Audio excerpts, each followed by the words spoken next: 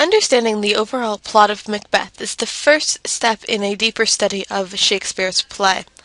First thing I would suggest, if you haven't already used the link that I've given you for the modernized translation of Macbeth, I would suggest visiting that link. You may find it helpful if you're struggling with the actual reading. What I'd like to go through now with you is the plot of the first act. So the play opens with the three witches, and they make this brief appearance, and we learn in that scene that they're going to talk to Macbeth. In the next scene, we learn that Duncan, who's the king, is going to receive some news about the battle with the Scots, and he gets some very important information. We learn that Macbeth and Banquo were very brave in the battle. They were very courageous.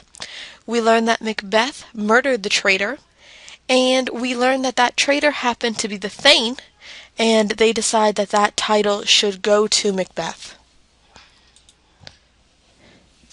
In the next scene, the witches appear again. Banquo and Macbeth happen to come across them, and the witches tell Macbeth the prophecy. Actually, they tell both Macbeth and Banquo the prophecy. And remember, the prophecy is very important. They greet Macbeth as the Thane, which he does not know yet that he is. And they go on to say that he will be king, but then they go on further to say that Banquo's sons will then later on inherit the crown.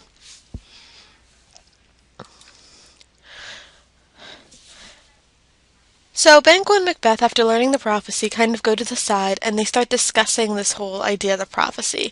What it could mean, could it really happen, etc.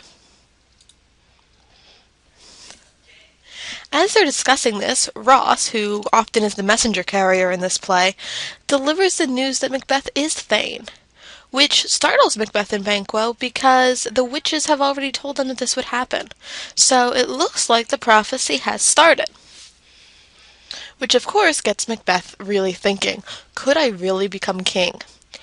Macbeth is a very ambitious man, and the idea that the witches have played to this ambition bring out a side of Macbeth that may otherwise have not been brought out.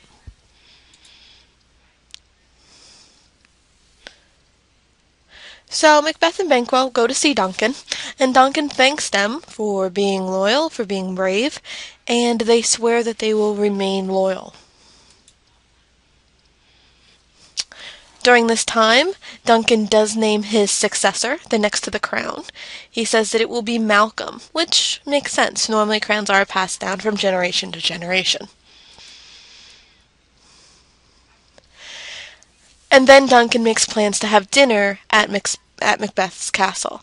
So they are going to travel to his castle to have a celebratory dinner. Macbeth goes ahead and leaves before Duncan, on the pretense of getting things ready for him. Now remember, the prophecy has started. He's already been claimed as Thane. Now he believes that he's next to be king. His ambition is stirred. But here Duncan goes and names his son as the next to the throne, not Macbeth. Sets up some conflict. Before Macbeth arrives back at his home, Lady Macbeth actually receives a letter from him, and in that letter he tells her what has happened. He tells her about the prophecy, he tells her that he's become Thane, so the prophecy has started. This letter is extremely important, not the contents of the letter, but more Lady Macbeth's reaction to the letter. Because she gets this letter and she's immediately like, yes, he's going to be king, ambition is realized. Lady Macbeth is a very ambitious individual, and so she knows that this is going to happen. But then she starts to question it, and she tells us some very interesting things about Macbeth's character, which also leads us to understand a little bit more about her. She worries that he's going to back out. She deems him as too full of the milk of human kindness. Basically, she finds her husband to be weak. She doesn't know if he's strong enough, ambitious enough, to do what needs to be done so that he can achieve the role of king, which, in essence, is to kill the king so he can assume that role. She does resolve, though, again in that soliloquy, that even if he tries to back out, she's strong enough that she can go ahead with it, and then if she does it, or creates the plan, then he's sure to follow. So it's quite clear who's in control in that relationship. So Macbeth gets back to the castle, and then Duncan does arrive at the castle.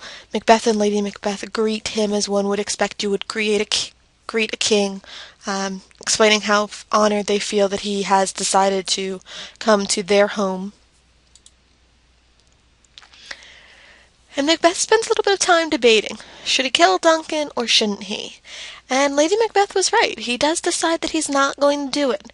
He decides not to go through with the murder. He'll just kind of let things go, see how things work out. Which really ticks off Lady Macbeth. Here she is thinking that she's going to be queen, her husband's going to be king, and there he is backing out of this plan. So she decides to take control of the situation, and she shares this plan with him. That they will murder the king, they will make it appear as if the Chamberlain have done the crime, and they will assume the kingship. And there ends Act 1. So Act 1 really sets the stage for everything that is to come. Between the prophecy, between learning about Macbeth's motivations and ambitions, and Lady Macbeth's strengths, we can then further understand the rest of the play. As always, if you have any questions, please make sure you get a hold of me to ask.